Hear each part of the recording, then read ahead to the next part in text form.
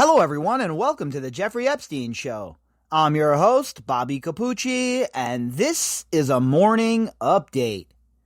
So, over at Mother Jones, a journalist named Leland Nally called every single person in Jeffrey Epstein's black book, and then wrote a very detailed and very long article describing those phone calls. So what we're going to do today is we're going to break this article down into two parts. The first part is right here and right now on the morning update, and then the second part will be later on tonight on the daily drop. So let's just jump right in, considering how long this article is and how much we have to work through. This article, like I said, Mother Jones, headline: I called everyone in Jeffrey Epstein's little black book. What I learned about rich people, conspiracy, genius, Ghislaine, stand-up comedy, and evil from 2,000 phone calls. And the author, again, is Leland Nally. And a tip of the cap to Leland for this article. This is an in-depth article, very, very large article, and he obviously did a lot of work. 2,000 phone calls, it's like a nightmare for me. I can't imagine sitting around making 2,000 phone calls. But I'll tell you, this is an interesting subject and an interesting way to go about the investigation. Why not get right down to it and call some of the people in this book? And that's exactly what this author did, and a tip of the hat to you, Leland. Good job, buddy. Jeffrey Epstein's little black book is one of the most cursed documents ever compiled in this miserable, dying country. Yeah, hey, he's not wrong about that, right? Pax Americana ended the day those planes hit the buildings. And it's just gotten worse progressively since then. And, I mean, honestly, it looks like a country that's in its dying throes right now, America. It's embarrassing. What's going on in the streets is embarrassing. The way people conduct themselves is embarrassing. It's just an absolute shit show all the way around. And then you add on the little black book, and boy, oh boy, that definitely is one of the worst documents ever compiled, right? Totaling 97 pages and containing the names, numbers, and addresses of a considerable cross-section of the global elite, Epstein's personal contact book first turned up in a courtroom in 2009 after his former butler, Alfredo Rodriguez, tried to sell it to lawyers representing Epstein survivors for $50,000. Rodriguez described the book, apparently assembled by Epstein's employees, as the Holy Grail. Yeah, look, but, again, I've always wondered, was it really Epstein's book anyway? How much of it was Ghislaine's? How much did Ghislaine have to do with the book? She was in charge of a lot of the social situations, right? Now, don't get me wrong, I'm sure Epstein was penning names in that book as well, but I bet you Ghislaine had just as much access to it, and, she was in charge of the Rolodex, and let's remember, folks, she had a leadership role. So I'm guessing that we should be calling this the Maxwell Epstein Black Book. Rodriguez described the book, apparently assembled by Epstein's employees, as the Holy Grail. It is annotated with cryptic marginalia, stars next to certain entries, arrows pointing towards others, and the names of at least 38 people are circled for reasons that aren't totally clear. There are 1,571 names in all, with roughly 5,000 phone numbers and thousands of emails and home addresses.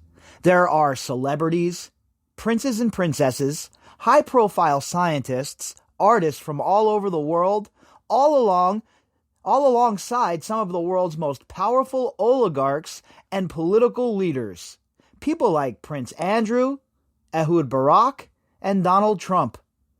And the fact that Epstein not only was palling around with these people at so-called events, like they said, right? Oh, we were just at parties together. Well, you were close enough that your names were in the book, right? So let's not act like, the marathon defense is going to work here, folks. We have some questions, and, some answers are probably a good idea. And what the author of the article did here was really good work, right? He said, you know what, the hell with the nonsense. I'm going to go directly to these people. I'm going to make these phone calls and we'll see what's what. Rodriguez was Epstein's butler at his Palm Beach mansion for many years. He was intimately familiar with his boss's sexual proclivities. He claimed to have seen nude underage girls at Epstein's pool, said that he would routinely wipe down and stow away sex toys in Epstein's room after massages, and alleged that he saw child pornography on Epstein's personal computer. And he's not the only one who has said that, right? We have heard that from multiple people about the child pornography and the lewd pictures of young children and the artwork and just the whole entire weird-ass vibe that a normal person would see and feel and be like, what in the is going on here? That's why when all of these people try and have these excuses of, oh, I had no idea what was going on. I really had no idea. You know, it wasn't that weird. I never saw any underage girls. All the other shit wasn't weird enough for you, bro, to make you question what in the F was going on in this place? I mean, come on. In 2011, Rodriguez was sentenced to 18 months in prison for having tried to sell the book to an undercover agent after failing to notify investigators about its existence. How about that, huh? Rodriguez got more time in prison, remember, than Jeffrey Epstein for trying to sell this book. It just shows you how skewed everything is when it comes to this Jeffrey Epstein case and the way prosecution has went about going after these people historically, right? We've seen some changes lately after people have just had enough and demanded justice. But previously, it was an absolute shit show. How does Rodriguez get 18 more months? Get 18 months when Epstein only gets 13. It just shows you the Department of Just Us and the failure of those who are part of the institution. It just shows you how much their failure affects everything. Their inability to effectively manage the Justice Department has such long-ranging consequences. Rodriguez said in court that the book was insurance against Epstein, who wanted him to disappear. Rodriguez died of mesothelioma shortly after serving his sentence. The public first became aware of the book in 2015 when the now-defunct website Gawker published a version of Rodriguez's copy, revealing for the first time just how ludicrously connected Epstein was to the people who run the world. And that's not even hyperbole, right, by the author. That's not even hyperbole. These are the people who run the world. We've been through them a million times here. All of the bankers, all of the power players in politics, all of these people combined are the people that literally run the world. They make the laws. They give out the loans. They decide who is going to qualify for a house or for a car, right? They're the ones that are in charge of all of that. These are the people that are pulling all of the strings. These are the people that are in charge. Gawker's file showed only names. Attached phone numbers and emails were blacked out. Shortly before Epstein's mysterious death in August 2019, in his cell at the Manhattan Correctional Facility, an unredacted version of the book popped up on some dark corners of the internet, with almost every phone number, email, and home address entirely visible. And I got my hands on a copy. So again, this is real investigative work, right? This is the sort of work that investigators and journalists should be doing, especially in a case like this, and we have not seen enough of it. Like I've said from the beginning, I'm not a journalist like this gentleman here, right? I'm certainly not working for one of these outlets or anything like that. But these guys who have these resources behind them, these journalists, they have completely abandoned this story for the most part. You've had very few real investigative journalists with resources digging in. And it's pretty disgusting, honestly, to see some of the garbage that they focus on and write about, as opposed to some of the hard-hitting situations that really affect all of our lives, it's pretty pathetic to see what the 24-hour news cycle brings us on a daily basis. And then you have people like this over here at Mother Jones who are doing great work. And do you think he's going to be on any of these shows? Do you think Rachel Maddow's going to have him on, or Tucker Carlson? Or no, I'm sure they won't, but they should. Epstein's little black book isn't little at all. It's gargantuan. Its defining feature is its size and thoroughness, and there are just as many boring numbers as exciting ones. For every Jordanian princess, there are 3 reflexologists from Boca. The listings are at times preposterously detailed, often containing additional names and numbers for people's emergency contacts, their parents, their siblings, their friends, even their children, all alongside hundreds of car phones, yacht phones, guest houses, and private office lines. Does that sound like somebody that you just ran into? If he has your yacht phone number, your car phone number, your house phone number, really? That sounds like somebody who's just an acquaintance, somebody you ran into at the bar? Come on. Give me a break. This is obviously somebody that all of these people who had 5, 6, 7 numbers in this book, they all knew Jeffrey Epstein. And if they try and say any different, they're lying. Some individuals have dozens of numbers and addresses listed, while others just list just a single number and a first name. Epstein collected people, and if you ever had any interaction with him or Ghislaine Maxwell, his one-time girlfriend and co-conspirator, you more than likely ended up in this book, and then several years later, well, you received a call from me. I made close to 2,000 phone calls total. I spoke to billionaires, CEOs, bankers, models, celebrities, scientists, a Kennedy, and some of Epstein's closest friends and confidants. That's pretty crazy, just cold calling all of these people. And having some of them talk to you is even more batshit crazy. I think it's just a very creative way to go about it, and Leland should definitely get some kudos here. It's a very creative way to go about your investigation, sir. I sat on my couch and phoned up royalty, spoke to ambassadors, irritated a senior advisor at Blackstone, quality work, F Blackstone, and the rest of the party running around there, and left squeaky voicemails for what must constitute a considerable percentage of the world oligarchy. At times, the book felt like a dark palantir giving me glimpses of dreadful, haunted dimensions that my soft, gentle animal being was never supposed to encounter. Yeah, look, man, when you start delving into the world of Jeffrey Epstein and you start swimming around in the muck where he resided, it is not a comfortable place to be. It's a very dark and disgusting place filled with some really devious, dangerous, sick individuals. So I get it. I know what you're talking about. Seeing at close range the mundanity of Epstein and his fellow elites, how simple and childish they could be, was a sickening experience of its own.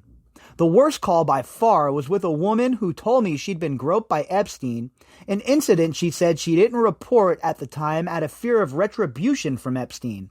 How many times have we, heard that story? Right? How many times have we heard that there would be retribution if you talked or if you snitched on Epstein or you told the authorities about what was going on? And when he was around so many powerful people and he counted so many powerful people as his friends and his allies, well, it's one of those things where you believe him when he lays that threat, right? I have been aggressively counseled to remind the readers of Mother Jones that an appearance in the address book is not evidence of any crime or of complicity in any crime or of knowledge of any crime. Yeah, well, that's for sure, right? No doubt about it. But still, the question remains, why are you in the book? Most of these people won't even answer that simple question, and that's why it has become an issue. If you're going to avoid it, well, this is something that's in the public sphere now. People know about it. You can't just make pretend that you're not in this book. You can't make pretend that you didn't have a relationship with Jeffrey Epstein in some capacity. You have to explain. You're public figures. That's part of the deal. They weren't all elites, thankfully. Sometimes I would have delightful conversations with normal people who had cleaned a car or given Epstein a facial and only shared my distaste for Epstein and his circle. Yeah, look, again, there are definitely going to be a lot of people like that. When you're a rich billionaire or 100 millionaire or whatever you want to call them, you're around a lot of people as far as employees, people that are going to work for you, and people that might not have an intimate relationship with you, meaning people that aren't at the mansions, people that aren't involved in procuring girls for you. There's going to be plumbers, etc., right? Sometimes I would call a number that had changed hands at some point since the book was compiled, and instead of reaching the governor or fashion designer I was looking for, I would end up with just a normal bloke on the line, some poor recipient of a torrent of wrong number phone calls of the worst variety imaginable. Their fate was a twisted inversion of my own. The oligarchy wouldn't stop calling them. That's crazy. I can't even imagine. Imagine having one of these phone numbers of one of these people who are in this book and, they have a new number or whatever, and you get the phone number in the rotation. How horrible would that be? Some highlights and lowlights from my tour of Jeffrey Epstein's Little Black Book. Remember, an appearance in the address book is not evidence of any crime or of complicity in any crime or of knowledge of any crime. Yeah, but there's still a lot of questions that need to be asked. Doug Band, longtime advisor to Bill Clinton, called a number listed as his home number, which wound up being his childhood home. Spoke to his dad for 5 minutes. Seemed like a decent guy. Doug hasn't lived here for 30 years. All right, take care, man. So he called Doug Band, and it was the guy's home number, which was where the dude grew up. You imagine? Jeffrey Epstein has your parents' home number in his black book? What in the ever-living F? Why would he have that phone number? So many questions. Jimmy Kane, a former CEO of Bear Stearns. Wife answered the phone. When asked about Epstein and Kane's relationship, she said yes, they were friends, but we have no comment. Edward Razik, former chief marketing officer for L Brands. I can't talk about any of that. Our business has requested no interviews. And remember, Razik was also on the line by fostering a bad work environment for the girls at Victoria's Secret. Those were the allegations, sexual harassment, etc., etc. Rupert Murdoch, executive chairman of News Corp. His assistant gave me Hope Hicks' cell phone number after I asked for it. Hicks has not returned any of my calls. Well, that's a shock, huh? I'm really shocked that Hope Hicks hasn't returned any calls from you. I mean, these people, all of these people are just unbelievable, folks. I honestly don't even know what to say about half of them. Princess Furial, Jordanian philanthropist, called her home number. Dorman answered. I asked for a Mist Frial, completely butchering the pronunciation. Dorman was confused, so I said princess, and he immediately told me where she was and who she was with. Peter Roth, chairman and CEO of Warner Brothers. No, that's not a shock, huh? I wonder how often Mr. Roth was hanging out with old Harvey Weinstein. Listed cell number went to his son's phone. Yeah, I don't really want to talk about any of this, his son said. I don't want to be anywhere near this whole Jeffrey Epstein thing. And that's what it's all about, right? They don't want to be near it. Even if they had a relationship with Epstein, they don't want to be near it, folks. They'd rather back away. They'd rather just, like I always say, the marathon approach. And now, as it's becoming more serious, it's turning into a sprint. But these people who don't want to talk about it, come on now. Now, I understand here, this went to his kid's son, right? I mean, to his son's phone. So I don't expect his son to answer for his father. But some of these other people that, don't want to talk about it and they want to just avoid it, that's not going to occur. The cat is now out of the bag. Jamie Grant, global chairman of investment banking JP Morgan. I wonder, how many times has Mr. Grant been involved with some of the stuff we talk about in the FinCEN files? I'm guessing a lot. As you all know, I think most of these bankers at this level, the Jamie Grant level bankers, are up to no good. So it would not shock me one bit if Mr. Grant wasn't involved in all of that sort of nonsense as well. Listed cell number also went to his son, who told me his dad didn't know Epstein or Ghislaine Maxwell. It's sort of like the New York City business world. I would say Jeffrey Epstein is like a couple people removed from my dad. Oh, so now we're doing the 7 degrees of separation of Kevin Bacon, huh? Yeah, look, my dad's friend's uncle's cousin knows Jeffrey Epstein. That's why my dad was in the book. What? Robert Meester, former chairman of Aon Insurance and the man who introduced Epstein to Leslie Wexner. He's a sicko. Bye-bye. So that's what Robert Meester said, huh? Oh, okay, that was very informative. Thanks a lot, sir. Kerry Kennedy, president of RFK Human Rights. Listed as an emergency contact for Robert F. Kennedy Jr. and Mary Kennedy, and seemed very taken aback that I had forgotten Bobby was dead. I asked where he was. Yikes. Yikes, yikes, yikes. I then asked her about Mary Kennedy, who I learned is also dead. Big yikes all around on this one.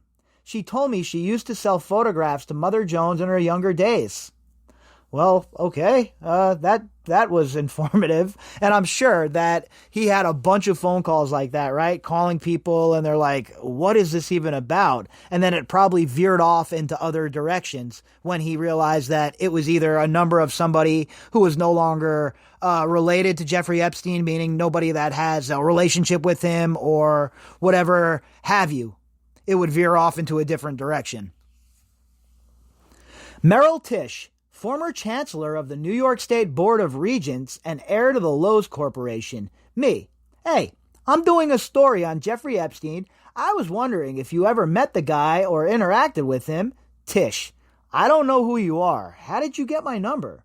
Me. Well, I got it from Epstein's contact book. Tisch. From who? Me.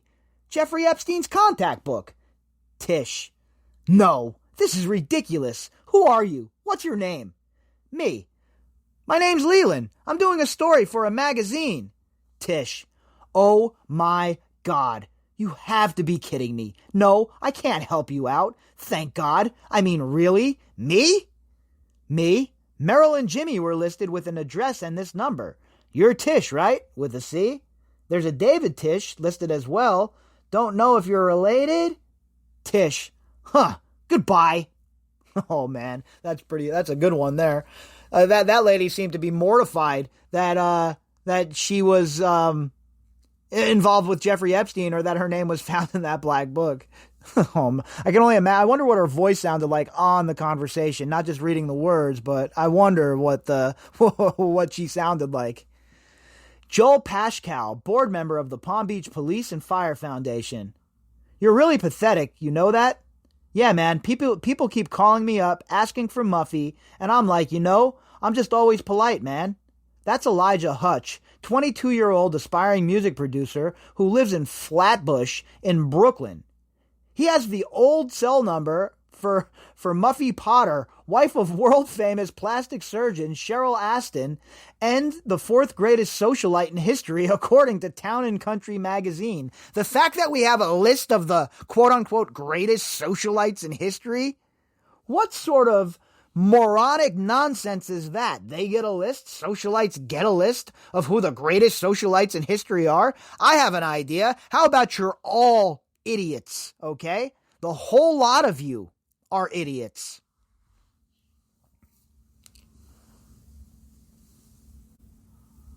They'll text me about some dinner I went to, or how it was great seeing me with so-and-so, and I'm always just respectful, man, and just let them know, hey, man, I think Muffy gave you the wrong number. Eli had no idea who Muffy was, or Epstein for that matter, and I almost didn't want to explain it to him, but I did. The child sex ring, the princes, the presidents, the suicide, the black book, everything. Out of all the people I spoke to, Eli had by far the most cogent analysis of the situation. Damn, man, this is all sounding so strange. Find Eli Hutch on SoundCloud here. Let the haunting lyrics of Go Away give you strength as they did me. Awake at my desk at 4 a.m. so I could call every pedophile in London. You're gonna need more coffee, bro. Look, in fact, I should send you a 6-pack of Bangs because you're going to need those, I think. You're going to need the energy drinks. Step it up. You're going to need more. To call every pedophile in London is going to take you quite some time, my friend. What a world. Any phone can reach any other. It's almost unbelievable what a string of 7 to 12 numbers can get you. All I did for weeks was sit on my couch, feel like dog shit, flip through this haunted book, and call people up one by one in between bouts of stress diarrhea. That's it. You just type the numbers in, and sometimes you get a ring. And sometimes a person picks up. Remember, you know what I always say about being stuck in the house for 6 months, being locked down and shit? You really think that this guy would have went through this if he wasn't locked in his house? Probably not. So again, the quarantine has created some good content, and it's really made people become pretty damn creative. The fuzz, maybe. I made the first call from a coffee shop in Los Angeles, Koreatown, the day after Epstein's suspicious suicide in his cell at Manhattan's Metropolitan Correctional Center while awaiting trial, a convenient turn of events for the rich and famous people who would now avoid exposure in court. Well, all right, guess he started before the quarantine, so this guy actually has a lot of pizzazz, right? That's a lot of focus. 2,000 phone calls, calling all of these people and asking them, probably going through the same questions with all of them. Talk about repetitive. And you know what? It turned into a fantastic story, and a lot of work, right? The day after Epstein committed suicide, he made the first phone call, so he's been working on this for a lot longer than the quarantine, so props. The death was a national scandal. Followers of the Epstein case, I'm including myself here, reacted to his death with a burst of paranoia and anger. Conspiracizing was rampant. I had come across a screenshot of an unredacted section of the Black Book and determined to track down its source. I decided to check the most awful place on the internet, 8chan, where I was quickly rewarded for my intuition. An unredacted PDF of the entire book had been posted just a few hours earlier. About 12 seconds later, I was dialing Melania Trump's personal cell phone voicemail. Then I sent a text to David Copperfield. David, we need to talk. It's about Jeffrey. I love it. I love it. I love it. Imagine sending that sort of text message to David Copperfield. Copperfield's reaction, he must have been like, who is this? What do you mean we need to talk about Jeffrey? Who in the hell is this? God, to be a roach in the rushes when these idiots got these phone calls or these text messages, they must have been caught so off guard. I tried a couple more people, none of whom picked up. Whereupon I was interrupted by a call from a restricted number. The guy on the line said he was with the FBI. He said there were reports of fraudulent phone calls being made on this line, which I immediately understood as bullshit. I wasn't committing any phone crime or trying to trick someone into doing so. I don't know about fraudulent, but I have a feeling I know what you're talking about, I said, undoubtedly sounding cool, relaxed, and unbothered. He then said, I have a real call coming in. To what sounded like someone else in the room, his voice quiet in the way of someone who has just pulled the phone off of his face to look at it. He hung up and never called again, as far as I know. Whether the guy was FBI or private security goon posing as a Fed, the call was an important development. It told me that the book I was dealing with and the numbers it contained were genuine. Every cell phone number, every yacht line, every private office number, they were all real. And every one of them was about to get a call from me. The art collecting scientist, you're so full of shit. The next day I began calling en masse. By now, in an effort to spare my girlfriend any psychic harm, I was operating from the Los Angeles Central Library, first from a foyer, my voice bouncing off the high marble ceilings with embarrassing levels of clarity and volume, and then from a corner of the library's art gallery, deftly maneuvering around any guests when necessary. That day had been terrible, full of wrong and disconnected numbers, and I was close to quitting the entire project out of both fear and hopelessness when I placed what was maybe my 50th phone call to Stuart Pivar, who answered the phone and told me Jeffrey Epstein was my best pal for decades. So to go back to what he was talking about here with the FBI supposedly calling him, I don't doubt it, right? We heard what happened with Tara Palmieri in the Broken podcast about how the FBI it slips my mind right now, one of the butlers or whoever the gentleman was that they talked to on Broken, Juan Alessi. So how the FBI had talked to him previously, and now how the FBI or security goons called this guy and tried to tell him that he was making fraudulent phone calls. And that's just the way they conduct themselves, right? They love to try and intimidate. They love to try and put fear into people. But you know what? Sometimes you just have to put that to the side when you're working on a story as a journalist, and you just have to keep charging hard. I mean, it's just, when you cover stories like this, there's bound to be some sketchy moments. Pivar, 90 years old, is an art collector, scientist, and a founder, alongside Andy Warhol of the New York Academy of Art. How beautiful is that, huh? We all know about the New York Academy of Art and Eileen Guggenheim and all of the nonsensical BS that occurred there, don't we? He ended up speaking with me for over an hour about his very, very sick friend in a conversation we wound up publishing in its entirety. Stewart told me over and over again that Epstein suffered from satyriasis, which he described as the male version of nymphomania, and that he used his money and power to make an industry out of having sex with underage girls. Sounds to me like Stuart Pivar is making this stuff up or going on, what he thinks maybe, because I don't think that Epstein was, making an industry out of it. I think there was no, you know what? Maybe that is the right way to say it. Making an industry out of it. All right. I think we could go with that. This apparently entailed Epstein having sex with 3 girls a day and hundreds in total. He said he never knew Epstein was having sex with children until Maria Farmer, a student at the academy and an acquaintance of Pivar, had told him she had been assaulted and held hostage by Epstein. He also claimed that Epstein had never invited him to what he called the Isle of Babes, a reference to Epstein's private island where much of the child sex trafficking allegedly occurred. Yeah, it was a elite company, right? Only certain people that Jeffrey Epstein was bringing to that island. Only some very select folks were invited to that island. People that Epstein knew had the same proclivities as him would be my guess. Pivar said he was in mourning for Epstein, who had died just 2 days before we spoke.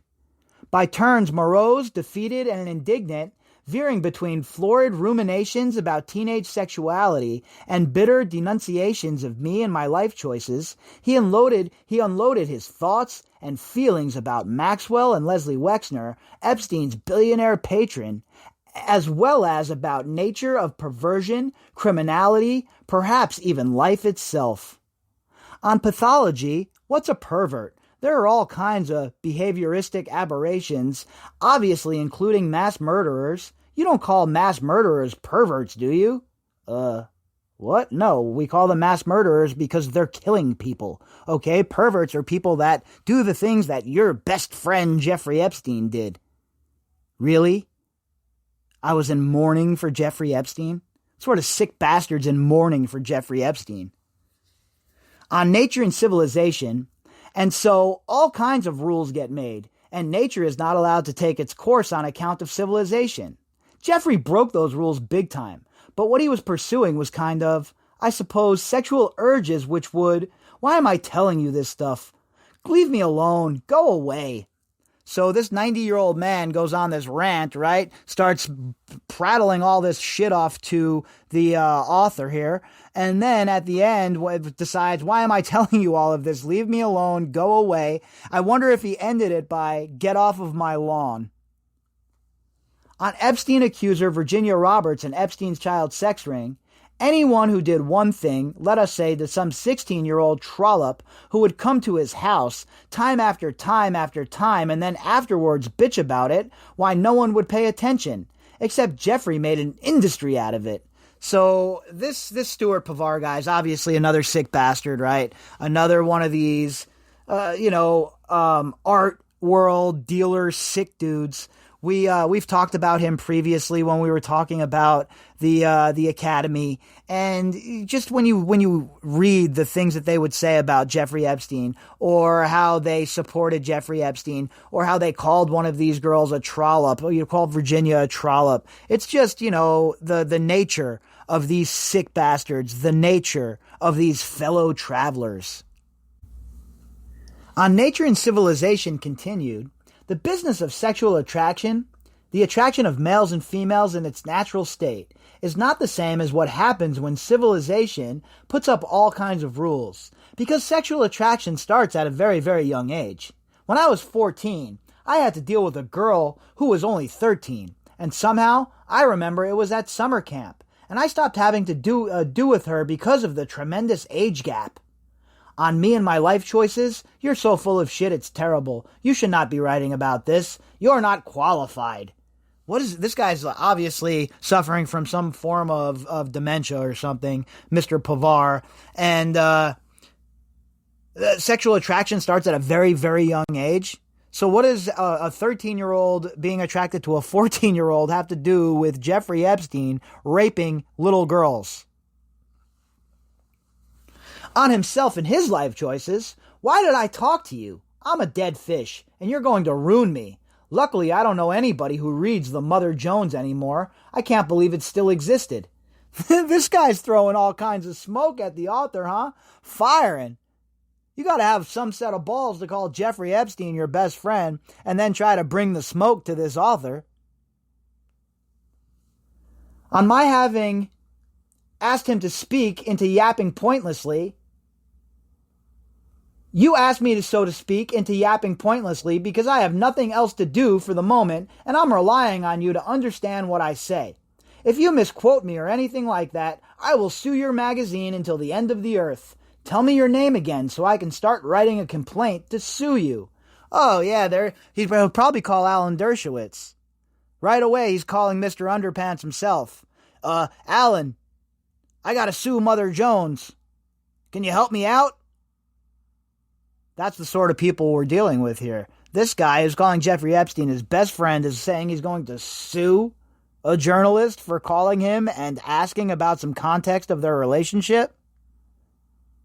You don't have that ability anymore, okay? That's done. Somewhere in all this, Pavar managed to tell me the entire backstory of his decades' friendship with Epstein. Pavar had met Epstein through the New York Academy of Art, where Epstein was a board member. It was at an NYAA function where he met a young Maria Farmer, who along with her younger sister would become one of Epstein's earliest accusers.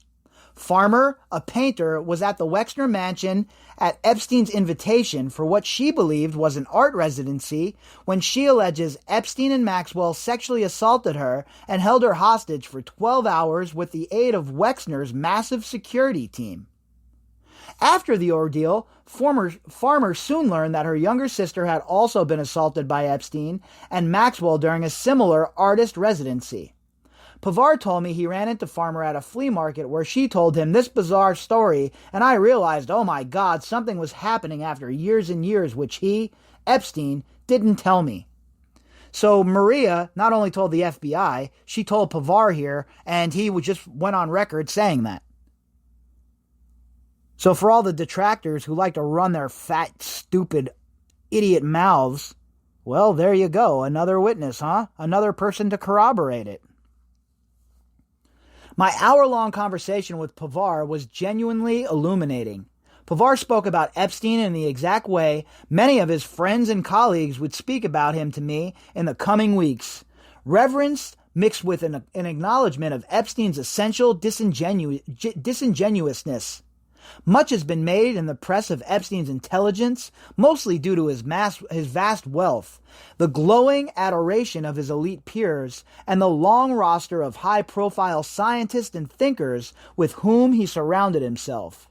Pavar was the first person to peel back the curtain of Epstein's reputation with intimate, first-hand knowledge of the man himself and to counter the prevailing media narrative at the time. Pavar had attended a few of the now widely publicized intellectual summits at Epstein's house in New York. And we talked about all of those and the power brokers that they brought in. The Edge Conference and John Brockman and all of the power players that were brought into Epstein's orbit for these sorts of conferences.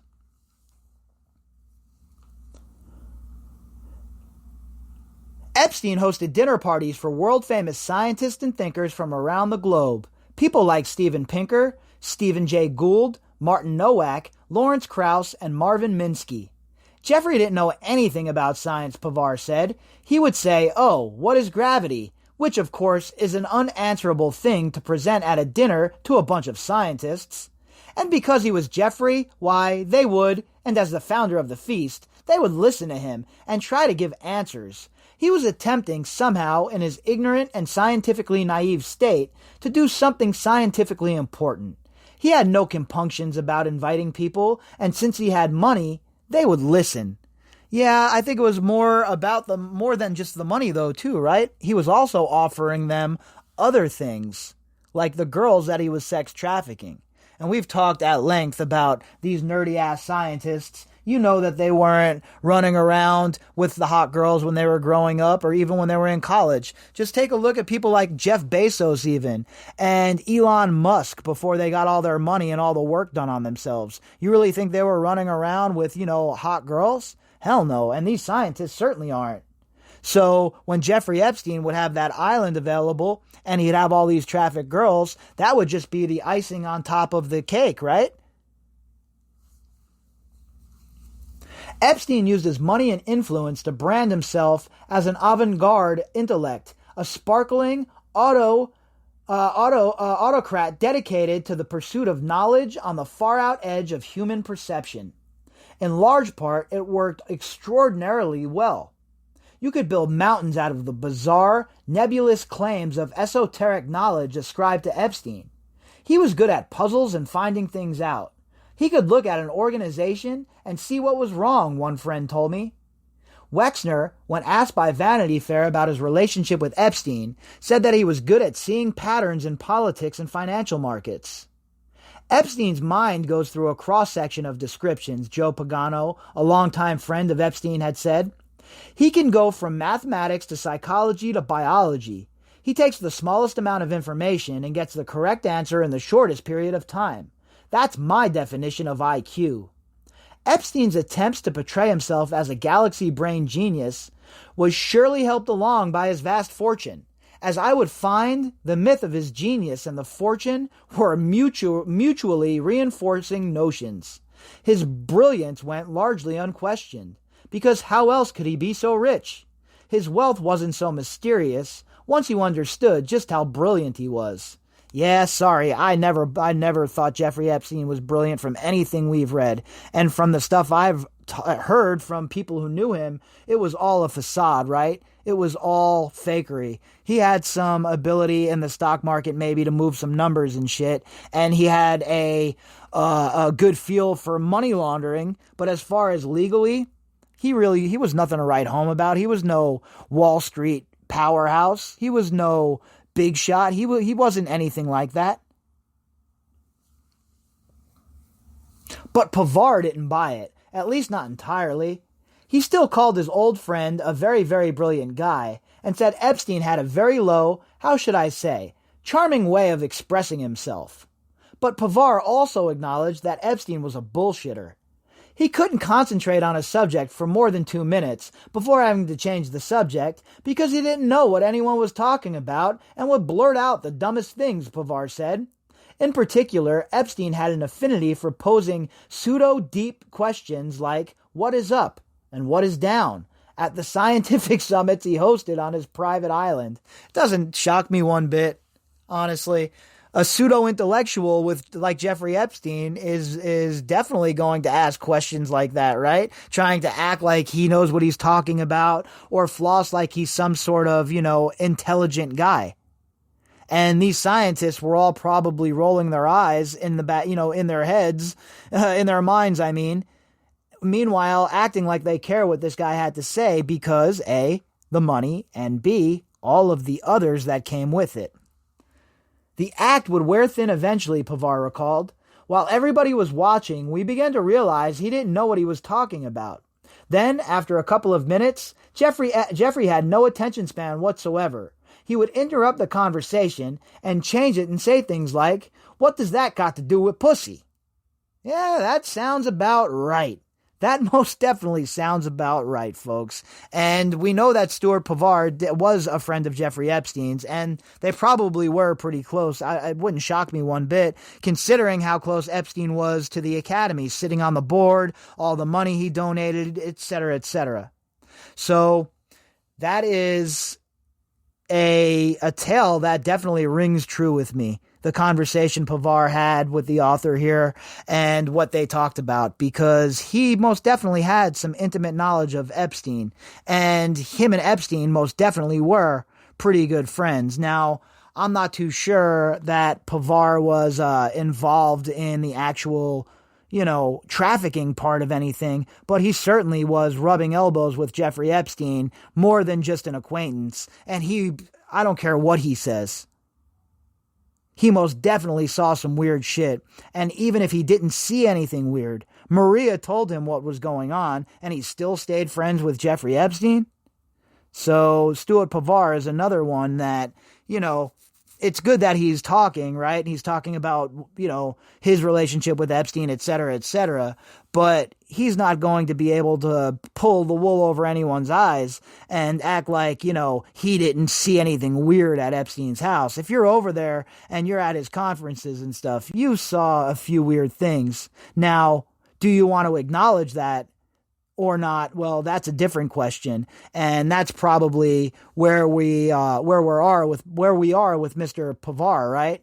He is just, in his mind, it's normalized. That's the normal behavior for these people. So when Jeffrey Epstein has all this weird ass art and painting and shit on his walls, maybe this guy says to himself, yeah, typical, just the way we roll in polite society. So that's going to end part 1 of this very lengthy article. And part 2 will be tonight on the Daily Drop. So look for that later on, probably around 4 p.m. or so Pacific Standard Time. All right, everybody. If you'd like to contact me, you can do that at bobbycapucci@protonmail.com. That's BOBBYCAPUCCI@protonmail.com. You can also find me on Twitter at BOBBY_CAPUCCI. All of the links that go with this episode can be found in the description box. All right, folks, I'll be back later on and we will finish this article.